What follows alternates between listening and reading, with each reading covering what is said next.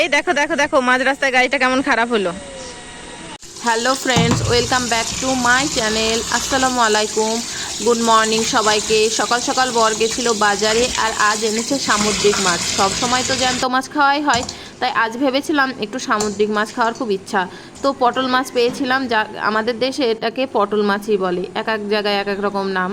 তো আমাদের এখানে পটল মাছ বলে, আমার মাদের বাড়ির ওখানে বলে কোকিলা মাছ। যাই হোক, তোমরা কে কী নামে চেনো জানি না, তো কমেন্ট করো। তো প্রথমে মাছটাকে আমি ভাজবো না, ভালো করে ধুয়ে নিলাম, তোমরা দেখতে পেলে। তারপর কড়াইয়ে দিয়ে দিলাম মাছ, তারপরে দিয়ে দিলাম একটু হলুদ গুঁড়ো, একটু লঙ্কা গুঁড়ো, পেঁয়াজ কুচি, লঙ্কা কুচি, টমেটো কুচি। এবার এক একে সারে মশলা আমি দিয়ে দিচ্ছি। আর এইসব মাছ না ভেজে একটু মাখিয়ে রান্না করলে বেশি ভালো লাগে। তারপরে দিয়ে দিলাম আদা রসুনের পেস্ট। সব সময় সব জিনিস ভেজে খেতে নেই, কখনো কখনো না ভেজে খেলে কি হয়, মানে ওর যে নিজের স্বাদ সেটা বুঝতে পারা যায়। তারপরেই দিয়ে দিলাম অল্প করে একটু লবণ, অল্প কেন, সামান্য পরিমাণ, বা যে যতটা পরিমাণ লাগবে, কারণ সামুদ্রিক মাছে লবণ একটু কম দিতে হয়। এই জন্য কম দিতে হয়, সামুদ্রিক মাছ লবণাক্ত পানিতেই হয়। তো তারপরেই দিয়ে দিলাম একটু সর্ষের তেল। এবার ভালো করে এটাকে মাখিয়ে নিচ্ছি হাত দিয়ে, ভালো করে হাত দিয়ে মশলাটাকে মাখিয়ে তারপর এর মধ্যে পানি ঢেলে দেবো। আর কিছু করার দরকার নেই। আর তোমরা যদি মনে করো একটু রেস্টে রাখতে পারো, তো আমি রেস্টে রাখিনি, আমার যেহেতু একটু তাড়াহুড়ো ছিল রান্নার। তো ভালো করে পানি টানি দিয়ে আমি রান্না করি, তারপর ফুটিয়ে নিলেই রেডি হয়ে যাবে। এদিকে ভাত দিয়ে এই হচ্ছে পাতলা করে একটু মুসুরির ডাল টমেটো দিয়ে, আর এইখানে রান্না করেছি খাসির মাংসের চর্বি দিয়ে পুঁই শাক আর আলুর তরকারি করেছিলাম এটা। আর এটা হচ্ছে পটল মাছ। রান্নাটা তো তোমাদের দেখালাম, আর এই দেখো রান্নার পরে। এই মাছটা খুবই ভালো লাগে, খুব টেস্টি, গরম ভাতে মেখে খেতে না ও জাস্ট অসাধারণ। তো একটা মাছ 2 পিস করে হয়েছিল। এই দেখো, এটা মাথাটা আর এইটা লেজ। আর এদিকে আমি ভাত টাত বেড়ে নিয়েছি, আর ছেলে ওদিকে শুয়ে আছে, ভাত খাবে। আমার বর এদিকে ভাত খেতে বসে গেছে পুঁই শাক দিয়ে। এবার আমি খেতে বসবো। ও মেরা কোথায় গেছে? আজকে ছেলেমেয়েরা রাত্রি জেগে জেগে পড়ে, পড়ুক, কোনো অসুবিধা নেই, কিন্তু অ্যাটলিস্ট 7 আওয়ার্স তাকে ঘুমোতেই হবে। অনেক হয়তো দেখবে ভাত মাখলাম, হ্যাঁ, মুখকে চেপে রেখেছে, ভাই উঠে মুখ চেপে রেখেছে। এটা খুব বাজে জিনিস। আমি যদি পৃথিবীর নিয়ম না মানি, তাহলে পৃথিবীকে সমস্যা যাবে। ये है पफर फिश, दुनिया की सबसे जहरीली मछली। और इसे बनाते वक्त एक छोटी सी भी गलती आपकी जान में बेईमानी की बात हो और ऑस्ट्रेलिया का नाम ना आए, ऐसा हो नहीं सकता। आज बात करेंगे कुछ ऐसी ही चीज की, और नंबर 2 वाली बेईमानी देखकर आप कहेंगे कि ऑस्ट्रेलिया छोटी सी भी गलती পর আমি নিজেও ভাত খাচ্ছিলাম, আর সাথে সাথে ছেলেকেও খাইয়ে দিচ্ছিলাম। ছেলে নিজের হাতে ভাত খেতে পারে না, তাই জন্য। তারপরে ভাত টাত খাওয়া হয়ে গেলে আমি নিয়ে আসলাম মুসম্বি লেবু কেটে। ভাত খাওয়ার পরে লেবু খেতে আমার খুব ইচ্ছা করছিল। আর আমি অপারেশন করে বাড়ি গেছিলাম, তারপর কয়েকজন আমাকে দেখতে এসেছিলো, তো লেবু নিয়ে এসেছিলো। ততগুলো লেবু আমি একা খেতে পারি, তাই কেটে নিয়ে আসলাম সবাই খাওয়ার জন্য। তো দেখো, বড়বাবু আর আমি খাচ্ছি, আর আমার মেয়ে পিছন থেকে এমন করে আঙুল দেখাচ্ছে। তো ওকেও দেওয়া হবে। যাই হোক, ওকে বলিনি বলে এখনও নেয়নি, তো তারপরে ও নিয়ে নিল। আর লেবুটা খুব একটা মিষ্টি ছিল না, তাই জন্য। আর এদিকে আমরা বিকেলবেলা চলে যাচ্ছি শ্বশুরবাড়ি, মানে ঘুরতে। তোমরা তো জানো রোজ রোজ আমরা কোথাও না কোথাও চলে যাই। যাই হোক, আমাদের ঘোরা কোনো দিনও মিস হয় না। তো ওয়েদারটা একটু ঠান্ডা ঠান্ডা, হালকা বৃষ্টি বৃষ্টি হয়েছিল, মানে এক ফোঁটা। তো যদিও রাস্তাঘাট কিছু ভেজেনি, তো বললাম চলো একটু ঘুরে আসা যাক। যেহেতু আমাদের বাড়ি থেকে আমার শ্বশুরবাড়ি 10 মিনিটের রাস্তা, তো যখন ইচ্ছা আমরা স্কুটিতে চেপে চলে যাই। তো যাই হোক, ঘোরাটারা হয়ে গেল। তারপরে আমরা যখন রাস্তায় হয়ে গেছে আমাদের গাড়ি খারাপ, আর গাড়ি মিস্ত্রি গাড়ি ঠিক করছে, দেখো।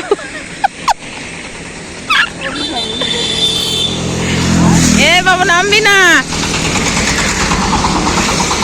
না, ঠিক আছে? কি হয়েছে, কি আয়নাটা ভেঙে গেছে?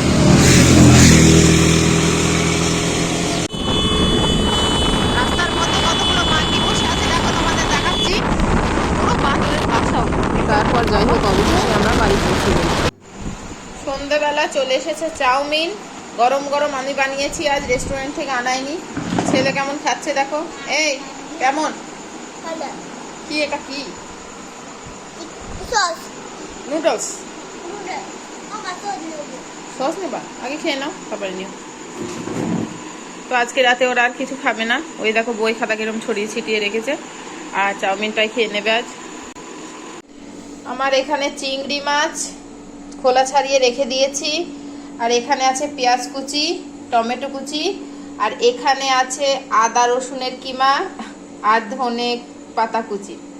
তো দীঘায় একটা রেসিপি আমরা খেয়েছিলাম, নাম তো বলতে পারবো না, তবে বানানোর চেষ্টা করব। তো চলো বানানো যাক। আর এটাই আজকের রাতের ডিনার রেসিপি। প্রথমে দিয়ে দিচ্ছি সরষের তেল। তেল গরম হয়ে গেছে, চিংড়ি মাছগুলো ভেজে নিই।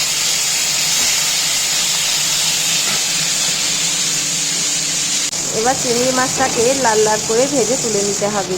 আর এই রেসিপিটাতে আমি আদা রসুনের কিমা দিচ্ছি। আদা রসুনের কিমা দিলে যখন এটা মুখে পড়বে তোমার অসাধারণ লাগবে, জাস্ট আর কিছু বলার নেই। যদিও আদা রসুনটা বেশি লাল লাল করবো না, মানে হালকা ওটা মুখে পড়বে, কাঁচা কাঁচা একটা ওর যে গন্ধটা, ওটাই তোমার অসাধারণ লাগবে।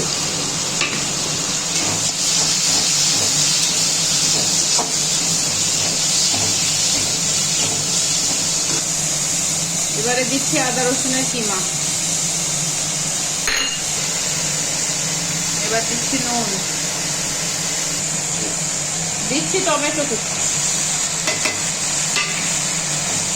এবার এটাকে লাল লাল করে ভেজে নিতে হবে।